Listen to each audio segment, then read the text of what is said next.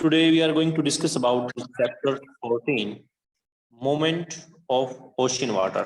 Last classes जो हमारी थी वो वाटर इन एटमॉस्फेयर और वाटर इन ओशियंस के अंदर हम एक्सप्लेन कर चुके थे आपको कि वाटर की जो फॉर्म होती है सॉलिड लिक्विड गैस फॉर्म में वो एटमॉस्फेयर में प्रेजेंट होता है और लिक्विड फॉर्म में वो वाटर के अंदर अवेलेबल जो ओशंस के अंदर अवेलेबल होता है, जिसमें टेम्परेचर, सैलिनिटी, डेंसिटी, काफी सारे जो पॉइंट थे वो डिस्कस किए थे लास्ट जो हमारी क्लास थी या लास्ट चैप्टर था। इस चैप्टर में हम देखेंगे जो मूवमेंट ऑफ ओशन वाटर की ओशियंस का जो वाटर है वो मूवमेंट करता है। तो वो मूवमेंट्स किस टाइप्स के होते हैं, जैसे अगर आप कोई सोच के देखिए कि बर्तन में आप पानी रख देते हैं तो उसमें कोई मूवमेंट देखने को नहीं मिलता है, ठीक है ना। तो ठीक है, ऐसे ही जब हम वर्ल्ड का मैप देखते हैं तो वर्ल्ड के मैप पे आपको ओशियंस देखने को मिलते हैं। अब जब अर्थ का सरफेस है जो बिल्कुल, और उस पे जो वाटर अवेलेबिलिटी 71% जो मैक्सिमम वाटर अवेलेबिलिटी है, अब ये मूवमेंट कैसे करता होगा, क्या कारण है कि रीजन क्या है।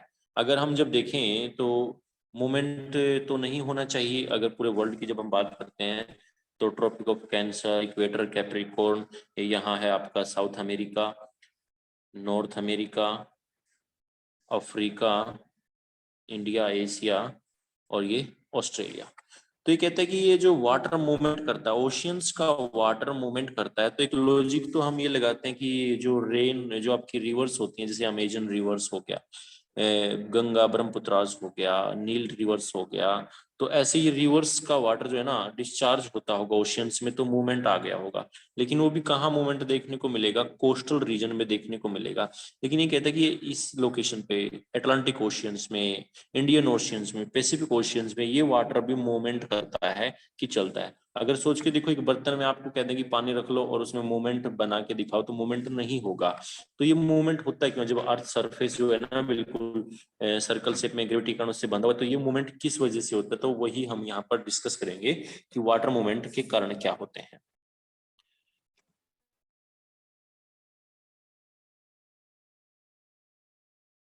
The ocean water is dynamic. Its physical characteristics like temperature, salinity, density, the external force like of the sun, moon, and the winds influence the movement of oceans. तो जो ओशियंस का मूवमेंट है वो कभी तेज कभी कम या जो स्पीडली होता है, तो उसके नीचे नीचे जो फैक्टर हैं वो कौन कौन से हैं।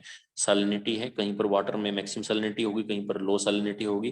डेंसिटी, कहीं वाटर में मैक्सिमम सैलिनिटी होगी, सॉरी डेंसिटी होगी, कहीं पर लो होगी। या एक्सटर्नल फोर्स जैसे सन का अर्थ, सन और मून की जो प्रेजेंस होगी किस तरीके से है, वो काफी इन्फ्लुएंस करते हैं ओशियंस के मूवमेंट को। The horizontal and vertical movement are common. तो ओशियंस के अंदर टू टाइप्स के मूवमेंट देखने को मिलते हैं। एक तो होता है जो वर्टिकल होता है और एक होता है जो हॉरिजॉन्टल मूवमेंट होता है। तो जो अपवेलिंग, नीचे के पानी को ऊपर आना और ऊपर के पानी को नीचे जाना कहलाता है वर्टिकल, और जो यहाँ का पानी वहां और तो इस तरीके से चलना कहलाता है हॉरिजॉन्टल। तो ओशियंस के अंदर टू टाइप्स का मोशन देखने को मिलता है, तो वो कौन कौन सा है, वर्टिकल और horizontal. The vertical motion refer to tides. तो वर्टिकल मोशन जो होता है उसको टाइड बोलते हैं। और oceans current are the continuous flow a huge amount of water in definite direction while the waves are horizontal motion of wave. तो यहाँ पर आपको ध्यान रखना, एक होता है, एक टाइड होता है और एक होता है ओशियन करंट्स। ओशियन करंट्स, तो ओशियन करंट्स वो है जो वाटर मूवमेंट हॉरिजॉन्टल होता है।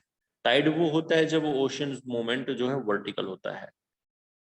तो वर्टिकल में टाइड बनते हैं और वो हॉरिजॉन्टल मूवमेंट में ओशियन करंट्स बनती है, जिसको जल धाराएं कहते हैं। और जो टाइड्स को ज्वार भाटा कहते हैं।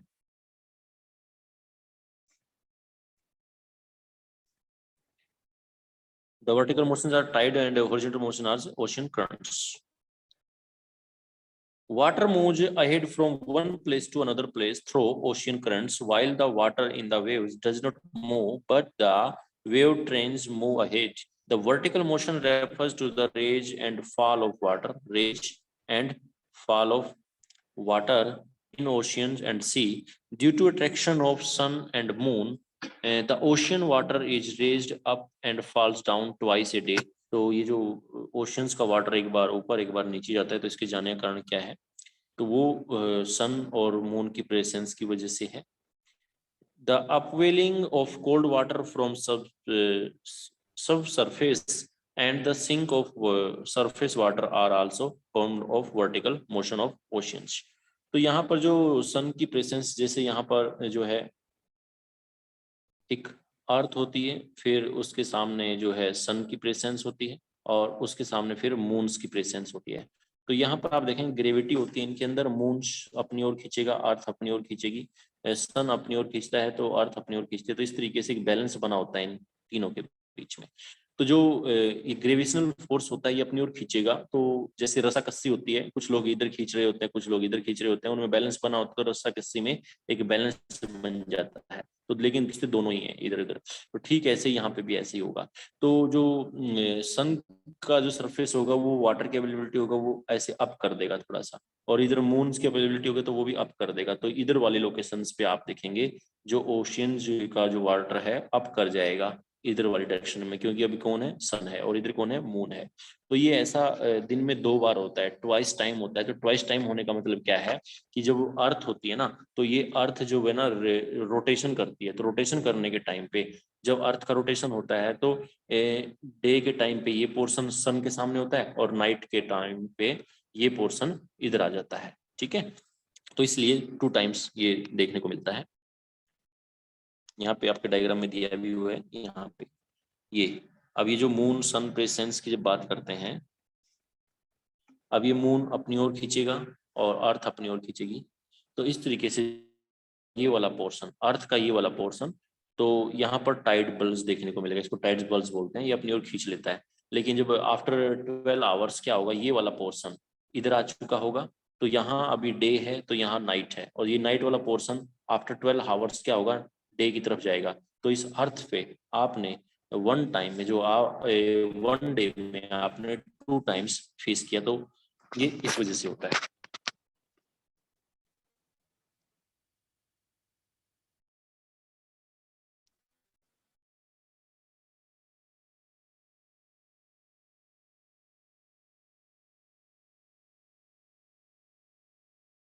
अब यहाँ पर पॉइंट नोट करेंगे, वेव्स। वेव्स क्या होती हैं भाई, तरंगे जो होती हैं। अब जैसे आप देखते हैं कई बार जब आंधी तूफान चलते हैं, कहीं पौंड देखा हो, तो पौंड के अंदर जो आप ऊपर वाला पानी देखते हैं ना, अपर सरफेस जो वाटर होता है, वो ऐसे मूवमेंट करता हुआ नजर आएगा, देखा होगा आपने, जो लहराता हुआ नजर आता है ऐसे।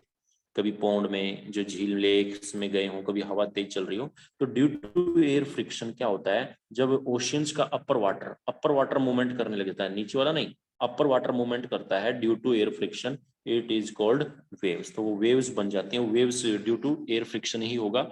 जैसे आप वेव्स लास्ट जो चैप्टर था हमारा, जिसमें 3 टाइप्स की प्रिवेलिंग विंड थी, ट्रेड विंड, वेस्टर्लाइज विंड, ईस्टर्लाइज विंड। तो जो विंड्स ऐसे चलेंगी तो वो इस तरीके से पानी को यहाँ लहरा के लेके जाएंगी, अगर वेस्टर्लाइज विंड ऐसे चलेंगी तो इसको इधर लहरा के लेके जाएंगी। तो ये होता है वेव्स। तो वेव्स के बारे में जानते हैं। Waves are actually the energy, not the water as such, which moves across the ocean surface. Water particles only travel in a small circle as a wave passes. Wind provides energy to the waves. तो wind इनको energy provide करती है। जब हवाएं चलेंगी, तो जब हवाएं नहीं चलती तो आप देखना उस ponds के अंदर जो आपका पानी है, तालाब के अंदर जो पानी है, ऐसे बिल्कुल ऐसे रहता है, लेकिन जब तेज हवाएं चलती हैं तो ये ऐसे लहराने लग जाता है। तो इनको जो एनर्जी मिलती है, तो वो एनर्जी कहाँ से मिली, एयर से मिली, विंड से मिली। तो विंड चलेंगी तो वेव्स बनेंगी, और विंड नहीं चलेगी तो वेव्स नहीं बनेंगी। The energy is released on wind provides energy to the waves. Wind caused waves to travel in a oceans and energy is released on the shoreline. और shoreline जब लास्ट में चला जाता है तो वहां पर इसकी एनर्जी जो है फिनिश हो जाती है। The motion of the surface water seldom affect the stagnant deep bottom water of oceans. As a wave approaches the beach, it slows down, and this is due to the friction occurs between the dynamic water and the sea floor. And when the depth of water is less, then तो यहाँ पर जब beaches के पास आता है, जो water की availability, जब यहाँ पर ये जो वेव्स बनेगी, तो जब डेप्थ होगी और कहीं पर डेप्थ नहीं होगी तो उसमें भी डिफरेंस नजर आएगा। तो जहाँ डेप्थ मैक्सिमम होती है तो ये यहाँ पर आपको मैक्सिमम देखने को मिलेंगे, और जहाँ डेप्थ लो होती है तो यहाँ पर ये सीधा स्ट्रेट बनने की फॉर्म में बन जाती है। it slow down. This is due to the friction of curves. तो यहाँ पर पॉइंट था आपका, as a wave approaches the bridge, it slow down. This is due to the friction occurring between the dynamic water and the sea floor. And when the depth of water is less than half, the wavelength of wave breaks. The largest wave are found in the open oceans. Wave continue to grow larger as they move and absorb energy from winds.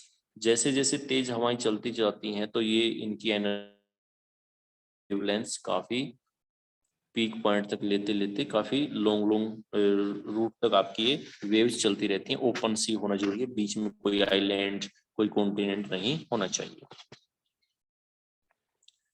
Most of the wave are caused by the wind driving against water. When a breeze of 2 knots or less blow over the calm water, small ripples form and grow as the wind speed increase until white cap appears in the breaking waves.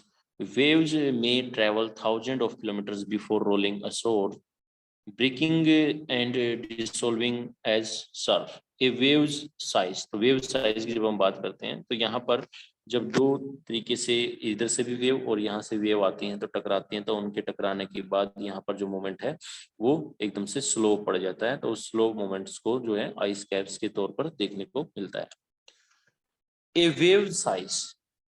wave size and shape reveal its origin. Steep waves are fairly young, one and others probably formed by local winds. Slow and steady waves originate from far away places, possibly from another hemisphere. The maximum wave height is determined by the strength of wind. तो जो maximum height होती है wave की वो उसकी strength पे depend करती है. How long it blows and the area over which it blows in the single direction. और ये किस एरिया से आई है, कैसे आई है, कितनी क्वांटिटी में आई है, उस पर डिपेंड करता है. अब जैसे आप वाटर की क्वांटिटी थोड़ा सा है, जैसे आप एक चाय पीते हैं तो जब आप एक कप में चाय पीते हैं तो चाय पीते हुए आप उसमें जब यहाँ से उसको ठंडी करने के लिए हवा लगाते हैं तो आप देखते हैं ऊपर वाला भी तो ऐसे क्या करता है, वेव बनती है. अब वो वेव वहाँ क्वांटिटी कम है, एयर फ्लो क्या है वो डिपेंड करता है ना. तो वो सेम पॉइंट वही है. तो ओशियंस में भी ऐसी वेव बनती है. जैसे आप अगर आप ठंडी का मौसम है तो चाय का कप पी रहे होंगे तो करके देखना, उसमें आप ऐसे माउथ से हवा लगाना. तो जैसे ही हवा लगाओगे तो वो अपर वाटर के अंदर मोमेंट आएगा और वो मोमेंट इस तरीके का आएगा, तो इसको बोलते हैं वेव्स. तो जब ये आपके कप में ना होकर ऐसी घटना ओशियंस में होती है तो वो वेव्स कहलाती है. क्लियर है?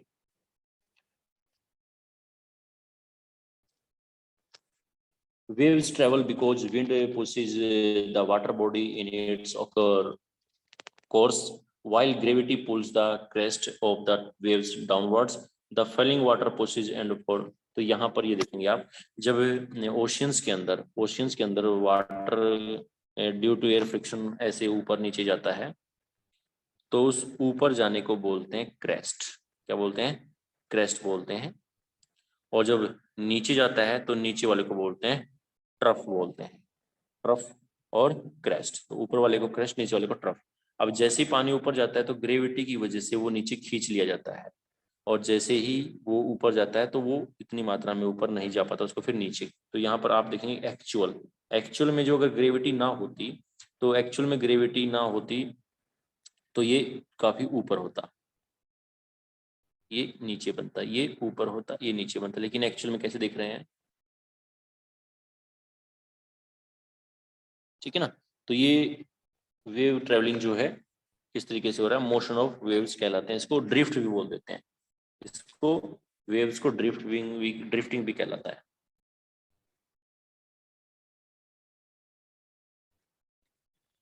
Wave moves to new position, figure 14.1 जो अभी फिगर आपने देखा था. The actual motion of the water beneath the waves is circular. It indicates that things are carried up and forward as the wave approaches and down back as its position. तो ये roll down form में दिखाई देते हैं आपको ऐसे. ठीक है. अब यहाँ पर जो एक वेव्स होती हैं, वेव्स की कैरेक्टरिस्टिक्स हैं. तो क्या क्या होते हैं वेव्स के अंदर कैरेक्टरिस्टिक्स की जब हम बात करते हैं तो पहले होता है वेव क्रेस्ट. वेव क्रेस्ट हमने बताया जब मैक्सिमम अप वर्ड जो वाटर की अवेलेबिलिटी होती है उसको बोलते हैं क्रेस्ट। तो ये होता है आपका क्रेस्ट। और जैसे ही जो नीचे जाता है सबसे नीचे उसको बोलते हैं ट्रफ। तो ये ट्रफ होता है, ये क्रेस्ट होता है। तो अपर को सी बोलेंगे, नीचे वाले को टी बोलेंगे, ठीक है। The highest and lowest position of a wave are called the crest and trough respectively. तो ऊपर वाले को क्रेस्ट बोलेंगे, नीचे वाले को ट्रफ बोलेंगे। फिर है wave Heights. It is the vertical distance from the bottom. तो वर्टिकल डिस्टेंस ये हो गया, वर्टिकल डिस्टेंस ये वाला। तो यहां से ये जो डिस्टेंस होगा,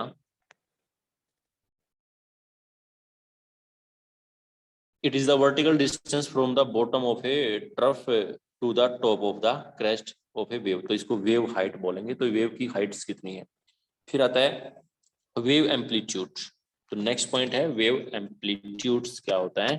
it is one half of the wave Heights. तो ये वन हाफ जो होता है ना ऑफ वेव हाइट्स को, ये होता है एक ऐसे जब वेव ऐसे अप के डाउन और फिर अप जा रही है, तो एक बार अप हो रहा है एक बार डाउन हो रहा है, और तो इसको बीच वाला जो इलाका है उसको बोलते हैं एम्पलीट्यूड्स। तो क्या बोलते हैं एम्पलीट्यूड्स। तो one half of the wave Heights, wave Heights का जो हाफ होता है उसको बोलते हैं wave amplitude.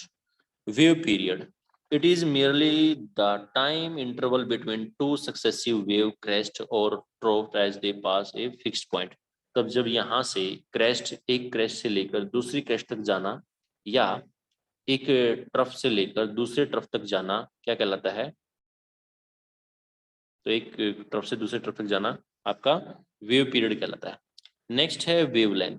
It is the horizontal distance between two successive crest. तो ये हॉरिजॉन्टल टू क्रेस्ट्स के बीच में ये वाला जो पोजीशन है, टू क्रेस्ट्स जो एक ये वाला और एक ये वाला, तो इसको बोलते हैं वेवलेंथ। तो ये बनेगी वेवलेंथ। नेक्स्ट है वेव स्पीड।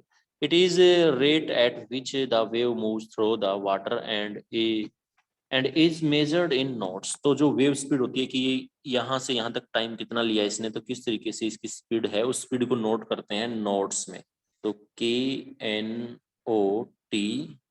तो नॉट्स में मेजर किया जाता है वेव स्पीड को, कि जो एयर फ्रिक्शन की वजह से जो हवाएं ऐसे लहराने की वजह से पानी ऐसे चल रहा है, तो वो कितनी स्पीड में चल रहा है उसको किस में मेजर करते हैं, नोट्स में मेजर करते हैं। तो ये पॉइंट को नोट राइट डाउन कर लेंगे बुक में। कॉपी जो आपके पास से फेयर बुक है या रफ कॉपी है, तो फेयर नोटबुक है उसमें नोट कर लेंगे नोट्स। तो नोट्स में मेजरमेंट करते हैं किसको, जैसे आपका वजन जो है ना वेट मेजरमेंट करते हैं केजी में, तो ठीक ऐसे ही वेव स्पीड को मेजर करते हैं नोट्स में। नेक्स्ट है wave frequency. It is the number of waves passing A given points during a 1 second time interval. तो जो number of waves passing in A given points of during 1 second time interval, तो 1 second time interval में वो कितना passing होती है उसको बोलते हैं उसकी वेव फ्रीक्वेंसी। कि भाई 1 मिनट्स में उसने कितने टाइम अप और डाउन किया है, अप और डाउन किया है, तो वो अप और डाउन करना क्या कहलाता है, उसकी फ्रीक्वेंसी कहलाता है। तो वेव की फ्रीक्वेंसी क्या है, तो यहाँ पर जैसे ये इसको हम बोलेंगे वेव की फ्रीक्वेंसी लो है, लेकिन अगर ऐसे होंगी तो इसको बोलेंगे हम वेव की फ्रीक्वेंसी ज्यादा है। तो क्लियर है पॉइंट। ये तो था वेव जब ओशियंस वाटर का सरफेस वाटर जो होता है ना, ओशियंस का सरफेस वाटर में मूवमेंट आ जाए तो उसको बोलते हैं वेव्स। क्लियर है। अब बात करते हैं टाइड की, जिसको ज्वार भाटा भी कहते हैं। तो टाइड्स क्या होता है भाई। The periodical rise and fall of sea level once और twice a day, mainly due to the attraction of sun and the moon, is called tides. तो सन और मून के अट्रैक्शन की वजह से अर्थ पे 1 या 2 टाइम ड्यूरिंग डे टाइम पे क्या होता है, वो जो आपका वाटर है वो आपका अप कर जाता है या डाउन। तो ये वर्टिकल अप या डाउन होगा तो इसको टाइड बोलते हैं। तो ये टाइड कब कब होता है, किस तरीके से होता है, उसी को देखेंगे। Movement of water caused by meteorological effects, wind and atmospheric pressure are called सर्जी। सर्जी किसको बोलते हैं, सर्जी बोला जाता है जब जो मेट्रोलॉजिकल डिपार्टमेंट होता है, जो मौसम विज्ञान वाले, मौसम विज्ञान होता है ना, कहते हैं बरसात होगी, कैसा मौसम होगा, आंधी तूफान आएगा, साइक्लोन आएगा, तो वो moment of water caused meteorological effects जो बताए जाते हैं वो कौन कौन से होते हैं। विंड्स होता है, एक एटमॉस्फेरिक प्रेशर होता है, और उसको जब इन दोनों की वजह से होता है उसको सर्जिस कहा जाता है। Surges are not regular like tides. तो सर्जिस जब आते हैं तो पानी का वो बाहर चढ़ावा ना वो हवा की वजह से भी हो सकता है, एटमॉस्फेरिक प्रेशर की वजह से भी हो सकता है, लेकिन वो रेगुलर नहीं आते। सर्जिस जो है रेगुलर नहीं आते। वो कब कब होते हैं, जब विंड्स की वजह से और एटमॉस्फेरिक प्रेशर की वजह से होते हैं। लेकिन टाइड्स जो है ना वो रेगुलर आते हैं। टाइड्स क्या है, रेगुलर आते हैं। रेगुलर क्यों आते हैं, क्योंकि सन की प्रेसेंस, मून की प्रेसेंस अर्थ के एक एरिया पे एक बार जो है फेस करते हैं वन टाइम, तो second time during night. Surges are not regular like tides. The study of tide is very complex sexually and temporally, as it has great variations in frequency, magnitude and heights. The moon's gravitational pull to a great extent and to a lesser extent the sun's gravitational pull.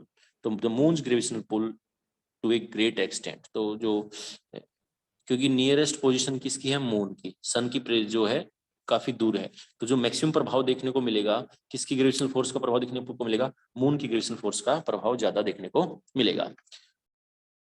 Another factor is centrifugal force, which is the force that acts to counter places the gravity. तो भाई एक centrifugal force होता है जो centrifugal force balance बनाता है, जो अर्थ की ग्रेविटेशनल फोर्स, मून की ग्रेविटेशनल फोर्स, इनके बीच में जब एक बैलेंस बनाता है उसको बोलते हैं सेंट्रीफ्यूगल फोर्स कहा जाता है। तो वो भी एक फैक्टर के तौर पे काम करता है इसमें। Together the gravitational pull and the centrifugal force are responsible for creating the two major tidal bulge. bulge बोलते हैं भाई जब ये ओशियंस का वाटर ऐसे अपवर्ड हो जाए ओशियन से, तो उसको bulge बोलते हैं। On the earth, on the side of the earth facing the moon, a tide bulge occur, while on the opposite side of the gravitational attraction of the moon.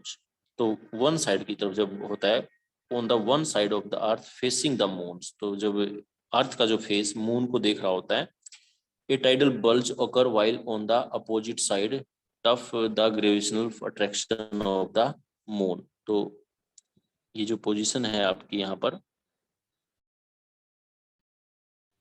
जब एक अर्थ का फेस जो होगा सन के सामने होगा या मून के सामने होगा, तो ये ब्लज आपको मैक्सिमम देखने को मिलेगा, लेकिन जो अपोजिट वाला होगा वो लो देखने को मिलेगा, ये हाई देखने को मिलेगा, क्योंकि वो उसको अपनी ओर खींच रहा है। लेकिन यहाँ कोई ऑब्जेक्ट नहीं है जो उसका खींच रहा होता है। जैसे रस्साकसी होती है ना, तो रस्साकसी में एक तरफ अगर यहाँ सारे के सारे इधर खींचने वाले, मून की तरफ खींचने वाले हैं,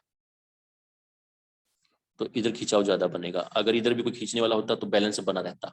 तो वो बैलेंस की कंडीशन ये होगी, जब इधर मून है इधर सन है, तो ये बैलेंस इस तरीके से बनेगा कि कुछ इधर खींचा जा रहा है कुछ इधर खींचा जा रहा है, इस तरीके से होगा। लेकिन जब दोनों एक साइड में होंगे तो ये इस तरीके से होगा, इधर लेस होगा। is less as it is farther away. The centrifugal force causes tidal bulge on the other side. The tide generating force is the difference between these two forces. The gravitational attraction of the moon and the centrifugal force on the surface of the earth nearest the moon pull, or the attractive force of the moon is greater than the centrifugal force. तो जब ये centrifugal force इधर काम कर रहा है और gravitational force इधर काम कर रहा है, तो जब अर्थ के नजदीक होता है मून, तो वहां पर आपको मैक्सिमम ग्रेविटेशनल फोर्स का इफेक्ट देखने को मिलेगा और जो मैक्सिमम पुल करेगा। And so there is a net force causing the bulge towards the moon. On the opposite side of the earth, the attractive force is less, as it is farther away from the moon. The centrifugal force is dominant. Hence, there is a net force away from the moons. It creates the second bulge away from the moons. On the surface of the earth, the horizontal tide generating forcing are more important than the vertical forcing in generating of the tidal bulge. तो जो maximum tidal जो बुलज होता है वो जब ये horizontal form में होते हैं तब आपको ये ज्यादा देखने को मिलता है, और जब ये वर्टिकल कंडीशन में होते हैं तब ये आपको कम देखने को मिलता है। तो यहाँ पर जो हॉरिजॉन्टल लोकेशन जब होती है, the tide bulge on the wide continental shelves have greater height. When tidal bulge hit the mid-ocean island, they become low. तो जैसे अभी लास्ट लेक्चर में आप पढ़े थे, रिवर्स जो है ना, ऐसे पहले कॉन्टिनेंटल शेल्फ आता है, फिर स्लोप आता है, फिर ओशियंस आता है। तो जो टाइड देखने को मिलेंगे, मैक्सिमम जो टाइड्स देखने को मिलेंगे, the tide bulge on the wide continental shelf. तो यहाँ मैक्सिमम शेल्फ जो है ना कॉन्टिनेंटल शेल्फ में ग्रेटर हाइट्स देखने को मिलेगी। When the tide bulge hit the mid oceans, और जैसे मिड ओशियंस की कंडीशन में जाते हैं तो वहां पर ही आपको बल्ज, तो जैसे वो जो पानी का ऊपर वाला उभार है, यहाँ ज्यादा देखने को मिलेगा और यहाँ कम देखने को मिलेगा।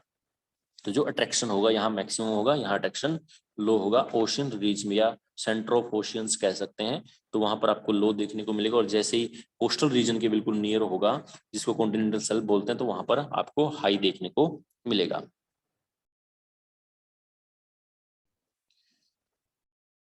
The shape of bays and estuary along a coastline can also magnify the intensity of tides.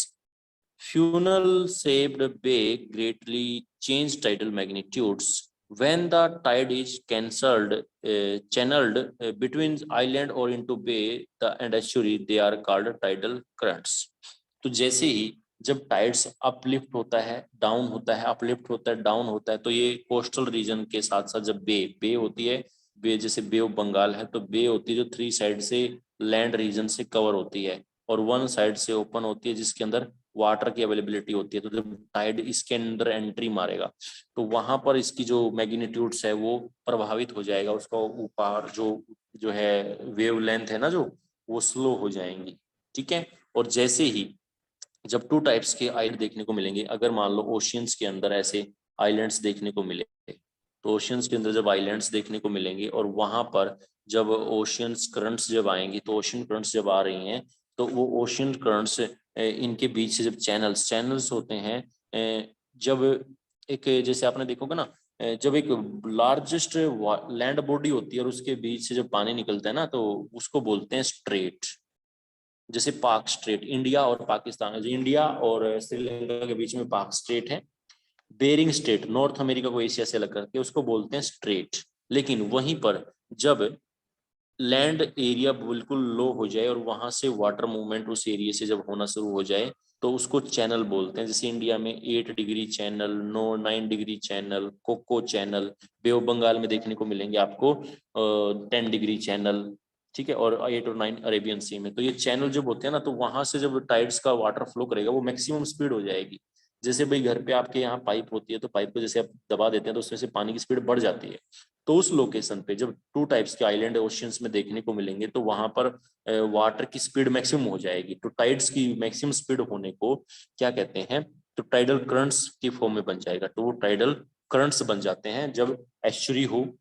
या एस्चुरी क्या होती है भाई, जब रिवर्स का जो आपने देखा होगा नर्मदा और तापी, नर्मदा और तापी रिवर है हमारे पास जो एस्चुरी बनाती हैं। अब एक होता है डेल्टा, जब रिवर्स का फ्लो आता है, तो अगर वो फ्लो एक्सपेंड हो जाए ऐसे, तो उसकी स्पीड स्लो होने से जो सेडिमेंट आते हैं वो अपने माउथ के सामने ऐड करना शुरू कर देते हैं, तो इसको बोल देते हैं डेल्टा। ठीक है। तो मिट्टी वहां पर ऐड हो रही है। लेकिन इसके अपोजिट, अगर रिवर्स जो फ्लो करते हुए आए वो एक्सपेंड ना हो, ओशियंस में ऐसे ही चली जाए, तो यहाँ पर वो रिवर्स क्या करेगी, अपनी स्पीड से उसका कटाव करेगी। तो उस एस्चुरी के अंदर जब टाइड एंट्री लेगा, तो वहां पर वो स्पीड बढ़ेगी। तो स्पीड बोलते हैं टाइडल करंट्स। तो यहाँ तक के आपके पॉइंट्स क्लियर हो गए होंगे। तो अभी आज की क्लास में हम क्या क्या डिस्कस किए हैं, तो जो आज का आपका लेक्चर था वो था आपका चैप्टर 14। तो चैप्टर 14 में चैप्टर था ocean, moments of ocean.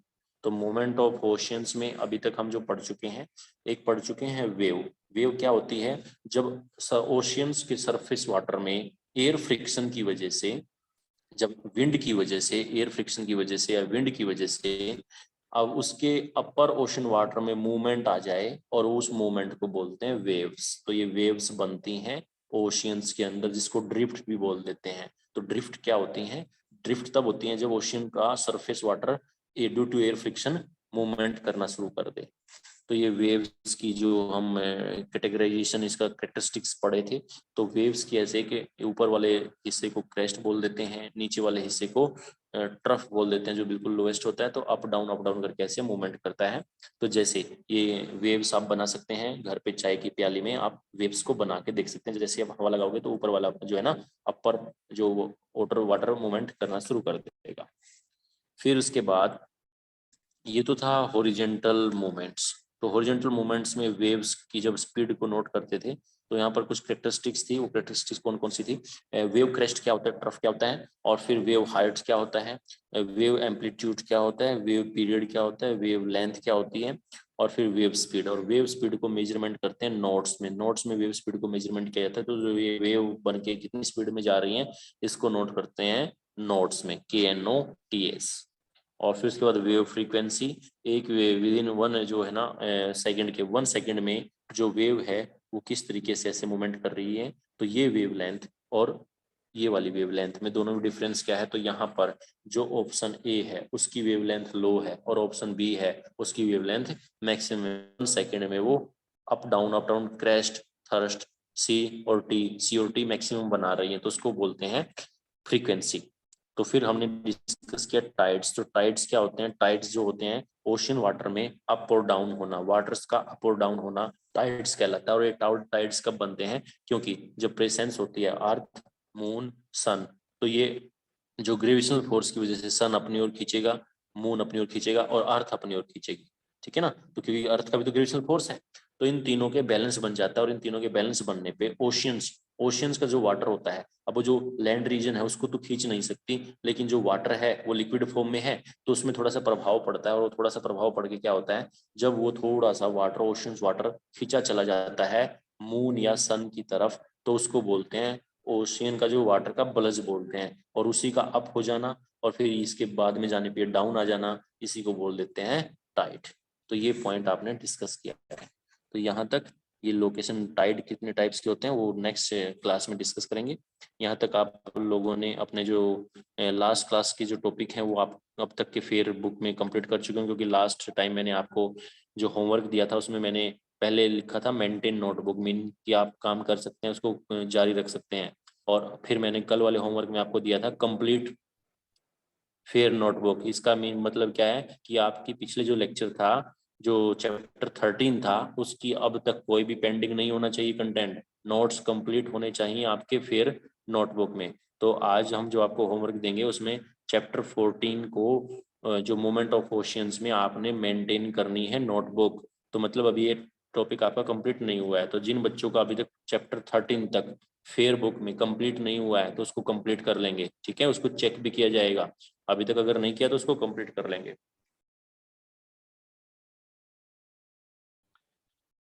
Okay students, thanks for watching this video. Have a nice day.